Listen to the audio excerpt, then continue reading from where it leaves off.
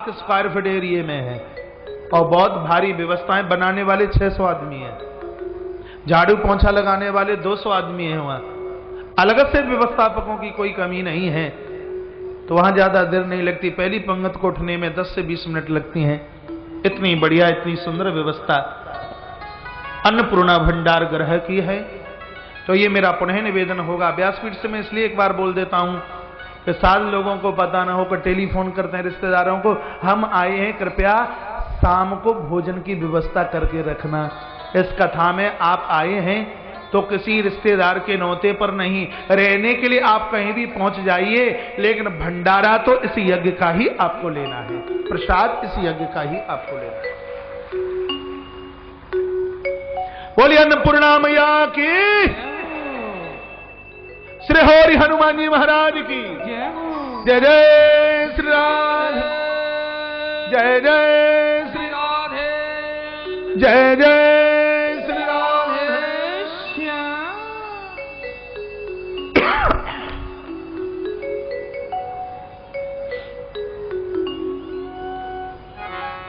आइए एक क्षण के लिए भगवत नाम उच्चारण कर लें।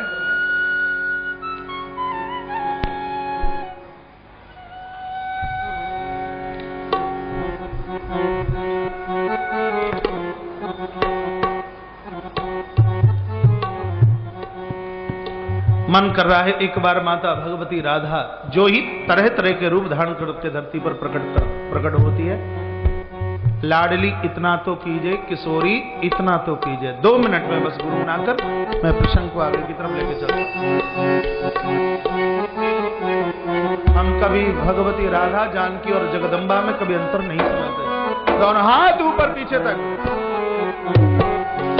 लाडली इतना तो कीजिए, किशोरी इतना तो कीजिए, जग जंजाल छुड़ाए बास बरसाने को दीजिए। किशोरी इतना तो कीजिए, लाडली इतना तो कीजिए, जग जंजाल छुड़ाए बास बरसाने को दीजिए।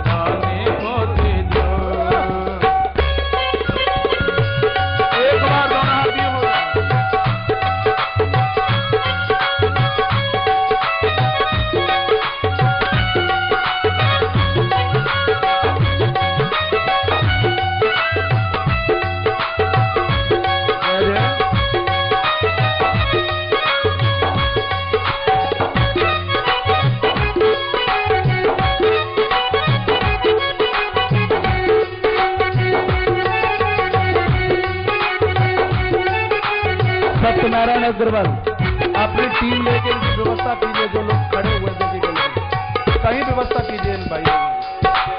बड़ी रघु में गल में सारे रसिकन दर्शन पाओ, बड़ी रघु में गार तुम्हारे रसिकन दर्शन पाओ।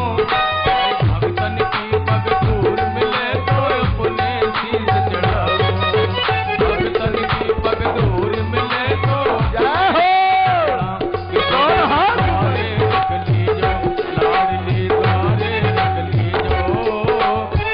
जंजाल चुड़ाए बात बर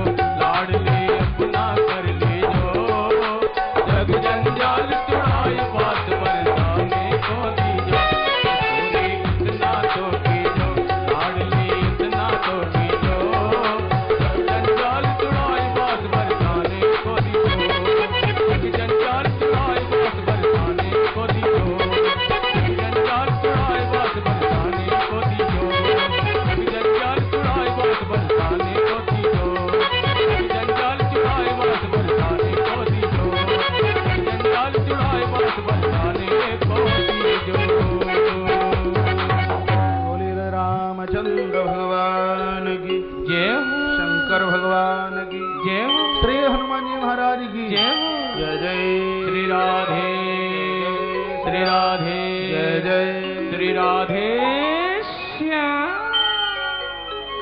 हनुमान जी ने कहा मैया रास्ते में खाने वाले तो बहुत मिले लेकिन खिलाने वाला कोई नहीं मिला।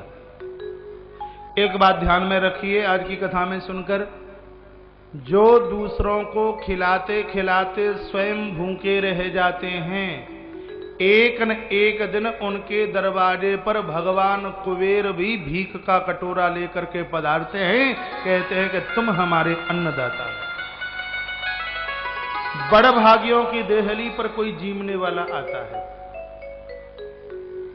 आपकी देहली पर कोई याचक आए, कोई नौकर आए, कोई भिखारी आए, कोई संत आए और कोई आए, रसोई बनानी पड़े मुंह लटका मत लेना, अपने भाग्य की सराहना करना। ये व्यक्ति अपना दाना और हमारे आंगन में बैठकर खाने वाला है, प्रसन्नता होनी चाहिए। राजा मोरध्वज की कथा पढ़ लेना अतिथि सेवा में, और ऐसे तमाम प्रसंग हैं। माता यशोदा का नाम अतिथि सेवा में सबसे आगे आता है। माता द्रौपदी का नाम अतिथि सेवा में आगे आता है। अतिथि सेवा में श्री मोरध्वज का नाम आगे चल के आता है। अतिथि देवो भव, ये तो साक्षात परमात्मा का रूप है। मैया ने कहा पुत्र तुम इतने से छोटे हो और यहाँ के निशाचर इतने विराट रूप को हैं, तो मैं तुम्हें अनुमति दूं कैसे। और इतने में तो हनुमंता लाल ने अपना विशाल काय रूप दिखा दिया, कनक भूधराकार शरीरा। जहां तक दिखाई दे वहां बजरंगी का महाराज वो रूप ही नजर आए। मैया ने कहा बेटा रुक रुक रुक रुक रुक, पुत्र रुक रुक जा बेटा रुक। हनुमान जी बड़े से छोटे हुए। जानकी ने कहा कि हनुमान ये बताइए कि प्रभु के पूरे दल में तुम जैसे कितने हैं। हनुमान जी ने कहा मैया सबसे छोटो मैं ही हूं, और जितने भी है वो सबके सब मोटे बड़े हैं, सबसे छोटो मैं ही हूं। हनुमान जी की विशेषता देखिए, महान लोगों की यही तो विशेषता होती है। मैया ने बहुत बहुत आशीर्वाद दिया, रिद्धि सिद्धि 9 निधियों का आशीर्वाद माता जानकी ने बजरंगी हनुमंत लाल जी को दिया, और कहा बेटा फल तो खा लेना लेकिन वृक्षों को मत तोड़ना। फल खाने की मैं मना नहीं करती, फल खा लेना लेकिन वृक्ष तोड़ना मत। हनुमान ने कहा मां की आज्ञा, और हनुमंत लाल चले और वृक्षों को जो ही फलों को जो ही फल तोड़ने की तैयारी में, वृक्ष तोड़ने की तैयारी में नहीं, फल तोड़ने की तैयारी में, तो रखवारे जब वर्जन लागे, रखवालों ने मना किया तो पीठ के ऊपर महाराज मुष्टकों का प्रहार किया है। तो भागने लगे। हनुमान ने कहा भागते कहां, इधर आ जाइए।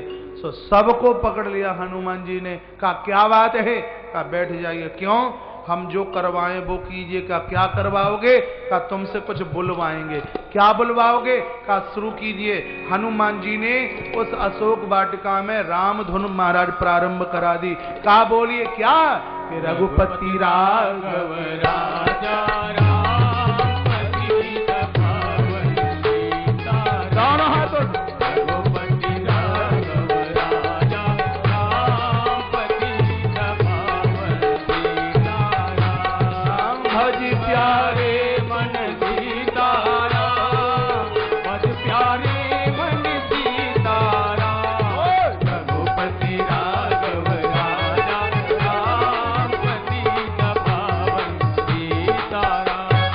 अशोक वाटिका में प्रभु राम का नाम और प्रभु नाम उच्चारण करते करते हनुमंत लाल जी की तो लग गई झपकी, आंखें हो गई बंद, और कुछ निशाचरों को मौका मिला सो भाग चले और सीधे रावण के दरबार में पहुंचे। कहा महाराज की जय हो, लेकिन समाचार बढ़िया नहीं है।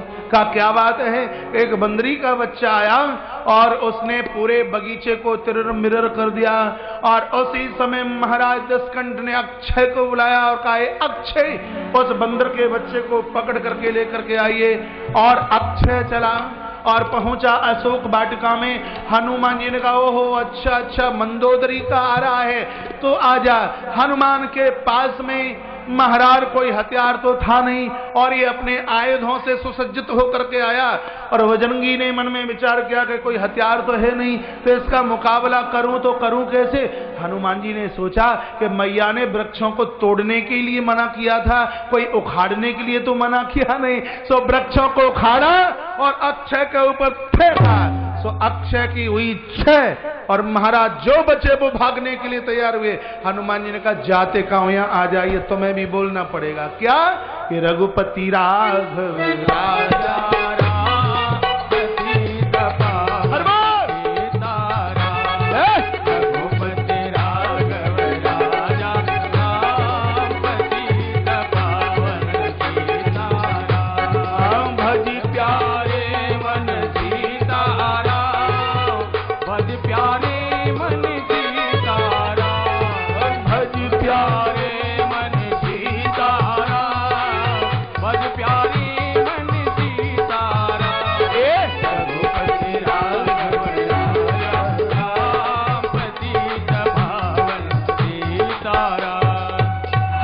जी आंख बंद करके कीर्तन करा रहे हैं। कुछ निशाचरों को मुंह का मिला और भागे, रावण के दरबार में पहुंचेगा। महाराज बहुत बुरा हुआ।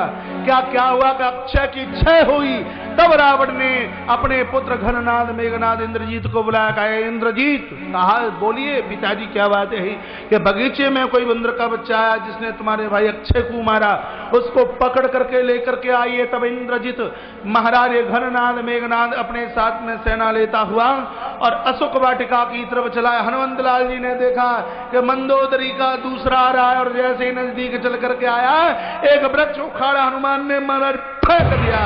व्रत कीन लंकेश को मारा, बिना रथ के कर दिया, और घमासान युद्ध हुआ। और तत्पश्चात पीठ के ऊपर ऐसे मुष्टिक का प्रहार किया कि मूर्छित होकर के गिर पड़ा मेघनाद। और तब मेघनाद को लगा कि इस बंदर को जीतना तो बड़ा मुश्किल हो जाएगा। और तब मेघनाद ने अपनी माया का सहारा लिया और बीच में सब प्रकट अंतर्ध्यान हो गया, आकाश की तरफ चला। हनुमान ने चारों तरफ देखा, दिखाई नहीं देता। तब हनुमान ने कहा है मंदोदरी के तेरे बाजुओं में ताकत है तो आकाश की ओट में क्यों लड़ता है, सामने प्रकट हो जा। इतने पर भी जब मेघनाद चल करके नहीं आया तो हनुमान ने कहा तू ऐसे नहीं आएगा, तेरी दवाई मेरे पास में है। जितने भी अनुयायी थे सबको पकड़ा और कहा मेघनाद को खड़ा करने के लिए बोलो। कहा क्या कि रघुपति राघव राजा रामपति रघुपति राघव माई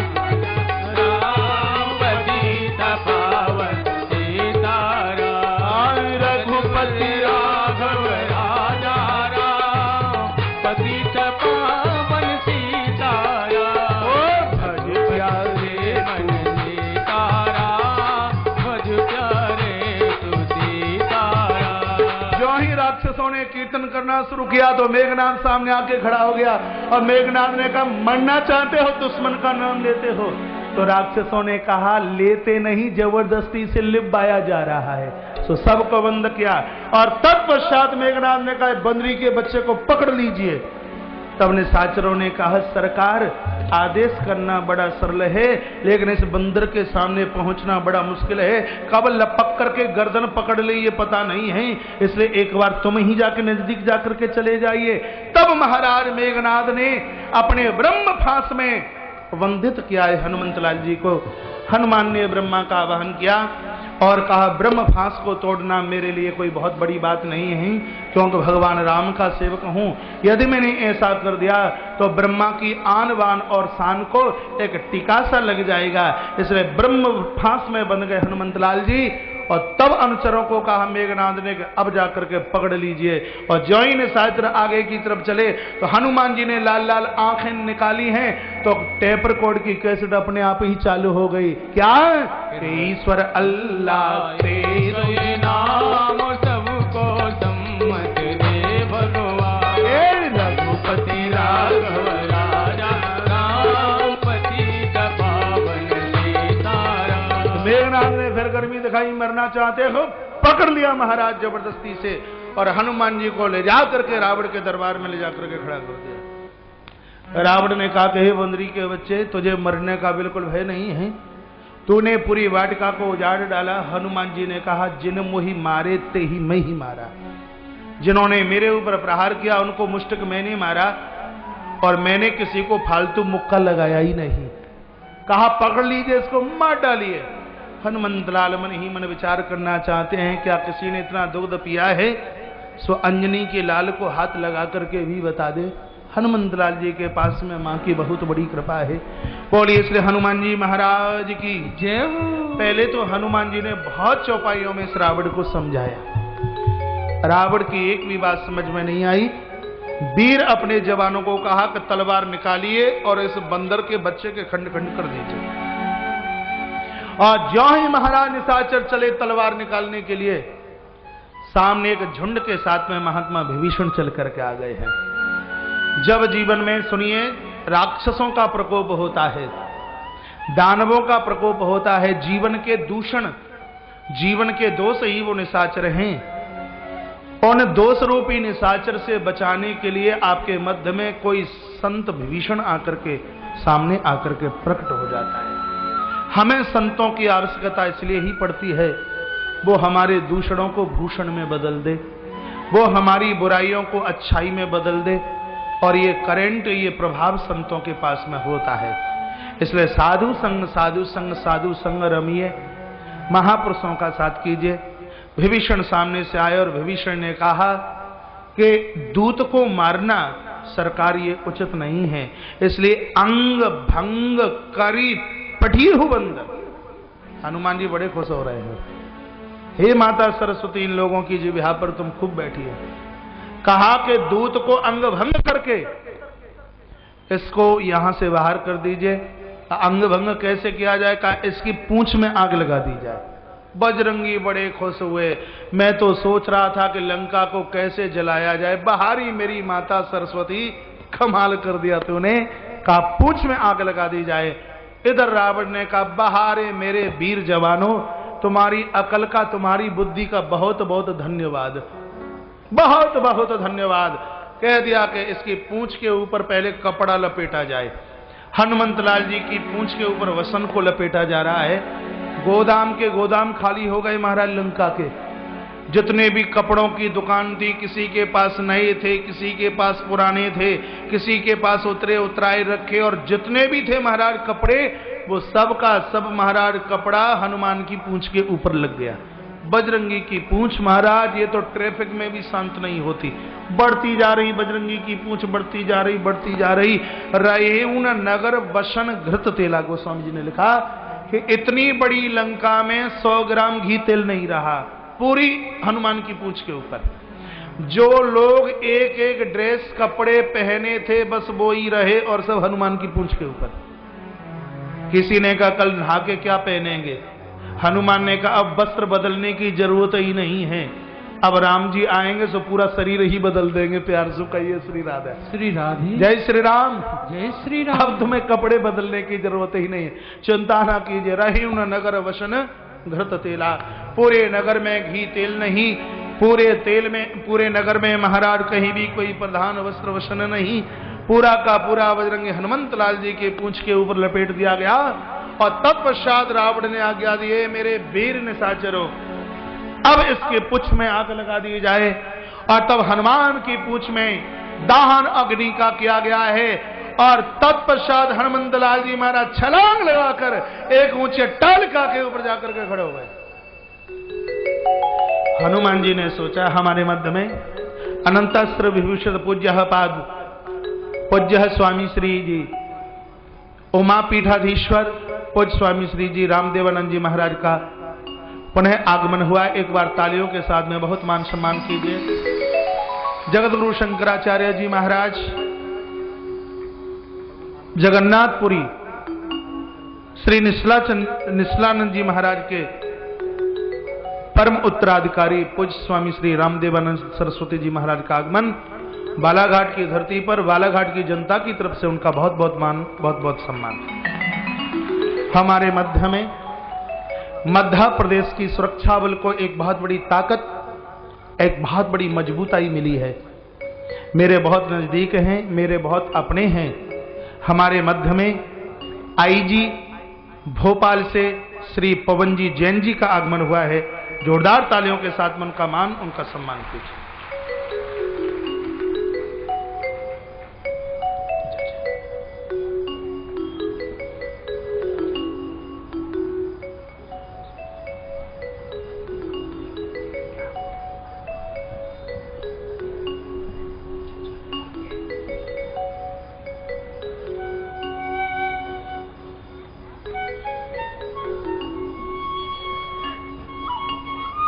श्री विनोद अग्रवाल जी मंच की तरफ आ रहे हैं, रोहिणी समयपुर दिल्ली से। तालियों के साथ उनका बहुत अभिवादन, बहुत मान, बहुत सम्मान। हमारी पूरी भक्त मंडली में कौन है जो लाला विनोद अग्रवाल जी को न जानता हो। आश्रम के हर संकल्प और विकल्प में और प्रकल्प में सदैव उनका सहयोग रहा है। ऐसे श्री विनोद अग्रवाल जी आश्रम की आन बान और शान है, तुलसी परिवार संगठन की।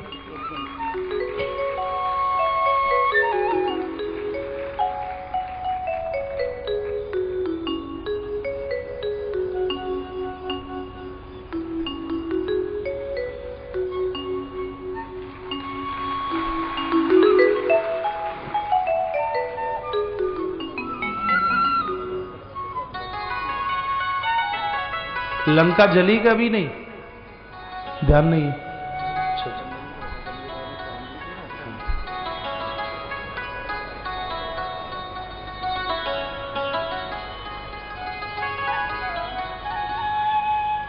आयोजन की मुख्य जजमान श्रीमती ज्योति अग्रवाल सुधा मैया को लेके आ रही है। कल लाला जी तो पहुंच गए, लेकिन सेठानी रह जाए तो ठीक नहीं है। सुधा माता का आगमन व्यासपीठ पर है। और भैया सुशील अग्रवाल, बंटी अग्रवाल की मां कृष्णा देवी अग्रवाल भी मंच पर दिल्ली से। सभी महानुभाव भक्तों का आगमन हुआ है बालाघाट की धरती पर। यहाँ के भक्तों की तरफ से इनका बहुत आदर, बहुत मान, बहुत सम्मान है। आदर देने में तो इस नगर का नंबर है, नाम है। दुनिया के आयोजनों में इतना मान, इतना सम्मान कहीं नहीं होता जितना कि बालाघाट के भक्तों की तरफ से बालाघाट की धरती पर हो रहा है।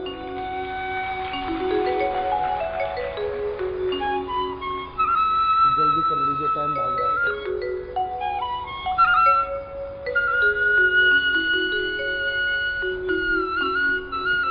चलो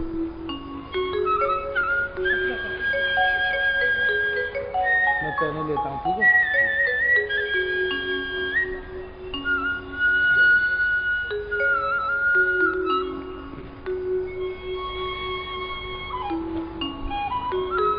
आइए कथा से जोड़िए अपने आप को। और आप तो सदैव कथा से जुड़े ही हैं, आप तो कथा से कभी बिलग अलग हो ही नहीं सकते। हनुमंतलाल जी की पूंछ में अग्नि का दहन किया गया और हनुमान जी ने विचार किया कि मेरी पूंछ में आग तो लगा दी गई, लेकिन भगवान की परमिशन तो है ही नहीं। भगवान ने ये तो कहा ही नहीं कि लंका को जला के आना। अब क्या करूं, पूछने के लिए जाता हूं तो गांव के गांव जल जाएंगे रास्ते में। सो ऊंची सी अट्टालिका के ऊपर खड़े होकर के हनुमान जी ने राम जी से तार में तार मिलाया। हनुमान जी ने प्रभु को आवाहित किया और इधर राम जी सब लोगों के बीच में बैठे थे। राम जी ने सुग्रीव को कहा थोड़ा रुक जाइए। कहा क्या बात है? कि हनुमान मुझे याद कर रहा है। उधर से राम जी ने हनुमान को देखा और कहा कि बोलिए हनुमान क्या बात है? हनुमान ने कहा भगवान यहाँ के निशाचरों ने मेरी पूंछ में आग लगा दी है, अब बताइए लंका जलाने की मुझे जरूरत पड़ गई है, जलाऊं कि नहीं जलाऊं? राम जी ने कहा जला दे होगी सो देखी जाएगी। वहीं से राम जी ने इशारा कर दिया, वक्त को इशारा किया और महाराज जब इशारा हुआ तो धू धू करती हुई पूरी लंका जलने लगी। ऐसा लग रहा था कि अनाथों की लंका, इसको कोई बचाने वाला कोई नहीं। धू धू करती हुई लंका जली। निशाचरियां कहने लगी हम जो कहा ये कप नहीं होई, बान रूप धरे सुर कोई। हमने पहले ही कहा था ये बंदर नहीं, ये कोई देवता ही बंदर के रूप में आकर के प्रकट हो गया है। हमारी बात नहीं मानी गई, अब इस लंका में कोई जीवित नहीं बच सकता। हाहाकार मच रही थी, सब रो रहे थे, सब क्रदन कर रहे थे और लंका धुधो करती हुई चल रही थी।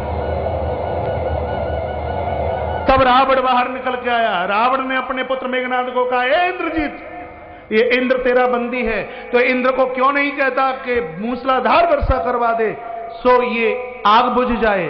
तब महाराज देवराज इंद्र ने घनघोर वर्षा की है। और इंद्र ने जब वर्षा की है, जब इंद्र ने वर्षा की तो हनुमान को तो बहुत बुरा लगा। हनुमान जी की आंखें चढ़ गई और कहा इंद्र तुझे ये नहीं पता कि भगवान को तुम्हारी वजह से अवतार लेना पड़ा। ये देवता तुम्हें ये नहीं पता कि भगवान को तुम्हारी वजह से वनवास झेलना पड़ा। तुम्हें ये नहीं पता कि माता जानकी का हरण तुम्हारी वजह से हुआ। और तुम्हें ये नहीं पता कि इस लंका में भी मैं चल करके तुम्हारी वजह से आया हूं। और हे इंद्र, और तू इन निशाचरों का साथ